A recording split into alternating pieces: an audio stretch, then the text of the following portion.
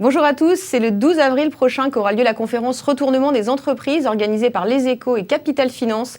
C'est à cette occasion que j'accueille aujourd'hui Cédric Collard, associé responsable du restructuring chez Eight Advisory.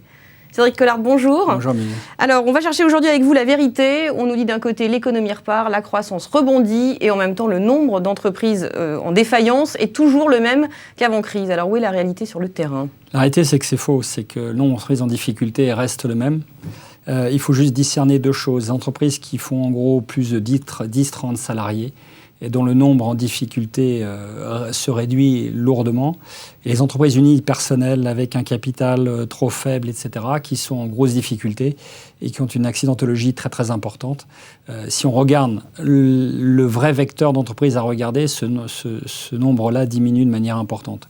Notamment les entreprises à plus de 100 salariés, le nombre considérable qu'on a vécu entre 2008 et 2014 se réduit. Donc pour moi, l'économie s'améliore et le nombre de sociétés en difficulté, on va dire avec une certaine taille qui porte pour l'économie, se réduit.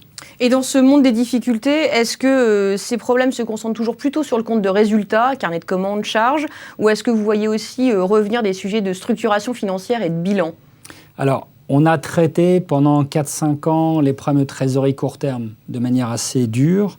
Et donc, réaction de gouvernement, CICE, aide pour que les entreprises passent en trésorerie. On a passé la crise. Crise passée, on revient sur des problématiques moyen-long terme qui sont capitaux propres, investissement, renforcement des capitaux propres et rentabilité. Et effectivement, on a quand même une économie qui s'améliore, mais on reste sur des fondamentaux compliqués que sont les capitaux propres et la rentabilité. Et sur le monde de LBO, on voit aujourd'hui qu'il y a des syndications qui sont un peu compliquées, pour ne pas dire complètement gelées, si on atteint vraiment le haut du panier, au-delà de 500 millions d'euros de valorisation. Est-ce que ça peut vouloir dire qu'il y a une nouvelle vague de restructuration qui se prépare dans cet univers ? Ah, pour moi, pas du tout. Pour moi, on va dire que le stock de dossiers qui était tendu, en trésorerie ou en rentabilité avec une dette trop importante, a quand même été traité. C'est géré ? Je pense que c'est derrière nous.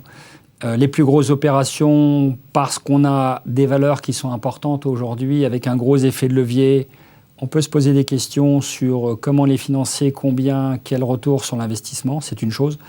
Mais je pense que quand je discute avec mes associés tous les jours chez Eight Advisory sur le small, le mid-cap et l'upper mid, aujourd'hui, vu le nombre d'opérations, vous trouvez de la dette pour financer vos opérations à effet de levier.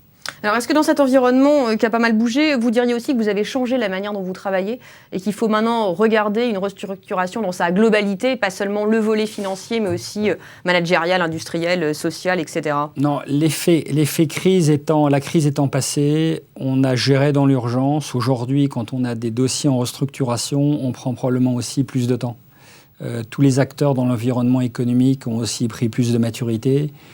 Et donc, je pense qu'aujourd'hui, toutes les dimensions, qu'elles soient sociales, environnementales, industrielles, stratégiques, on a quand même un peu plus de temps et surtout, on a tout ce que l'on a appris ou expériencé, on va dire entre guillemets, depuis 5-6 ans porte. L'autre point aussi qui est important, c'est qu'on a une vraie dimension aujourd'hui européenne ou internationale. Dans la concurrence Dans la concurrence. Et aujourd'hui, quand on regarde un dossier, on regarde encore plus ça que l'on le faisait avant. Donc la priorité, c'est vraiment la pérennité de l'entreprise et du business. Oui, parce que le cash qui est mis ou qui est injecté, on regarde un investissement qui n'est pas à court terme, moyen terme, il est plutôt moyen, long terme. Et est-ce que vous diriez que la réforme des procédures collectives qui a été amorcée il y a 2 ans par l'ordonnance et puis parachevée par Macron l'année dernière, ça facilite aussi le traitement des négociations ? Moi, je pense que ça n'a pas que 2 ans. Je pense que le travail sur l'outil, la caisse à outils qu'on a en France, entre la prévention, les procédures collectives, la sauvegarde accélérée, la sauvegarde financière accélérée, on a une caisse à outils qui est merveilleuse. Alors merveilleuse, on parle de crise, mais nous on parle de merveilleuse pour sauver des entreprises, et extrêmement efficace. On a même du forum shopping des anglo-saxons qui viennent même en France, vu la puissance des outils qu'on a, envisagent de traiter des dossiers à partir de la France en créant une personne morale ou en transférant des sièges. Donc on commence à le voir. Et je pense qu'effectivement, les ordonnances, plus la dernière loi Macron, accélèrent le processus. Et les outils que l'on a, et on a encore quelques idées pour améliorer, c'est quand même devenu rudement efficace. Bon, efficace et compétitif. Merci beaucoup Cédric Collard, merci à tous et rendez-vous le 12 avril prochain pour poursuivre les débats à la conférence Retournement.